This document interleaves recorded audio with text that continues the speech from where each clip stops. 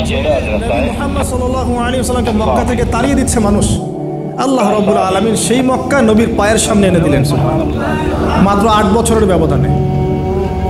যে বদর যুদ্ধে মুসলিমদেরকে একদম নিঃশেষ করে দেওয়ার প্ল্যান করা হয়েছে, ওই বদরেই আল্লাহ রাব্বুল আলামিন আবু জাহেলের মৃত্যু লিখে রাখলেন।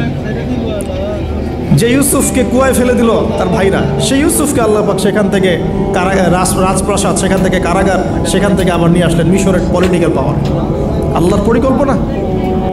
যে ইয়াসরিব একসময় ইহুদিদের দাপটের জায়গা ছিল, ওই ইয়াসরিব মুসলিমদের করতলগত করলেন আল্লাহ পাক হিজরত করিয়ে। বাদশাহ নাজাশি আবিসিনিয়ায়, আমি তো মালয়েশিয়াকে একটা আবিসিনিয়া মনে করি, এখানে মাশাআল্লাহ এরকম পরিবেশ আছে, শান্তিপূর্ণ ইসলামী পরিবেশ। বাদশাহ নাজাশির এরকম পরিবেশ ছিল। বাদশাহ নাজাশি কিন্তু মুসলিম ছিল না, সে খ্রিস্টান ছিল। তারপরেও নবীজি বলতেন বাদশাহ নাজাশির রাজ্যে কেউ জুলুমের শিকার হয় না, সুবহানাল্লাহ, যদিও সে মুসলিম ছিল না। ওখানে ইসলাম নিয়ে গেলেন আল্লাহ পাক, ওখান থেকে পুরো আফ্রিকা ইসলাম ছড়িয়ে পড়লো, সুবহানাল্লাহ।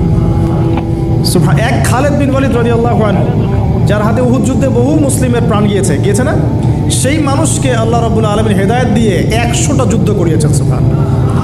আল্লাহ পাকের পরিকল্পনা আমরা বুঝতে পারবো না, আল্লাহ পাকের পরিকল্পনা আমরা বুঝতে পারবো না।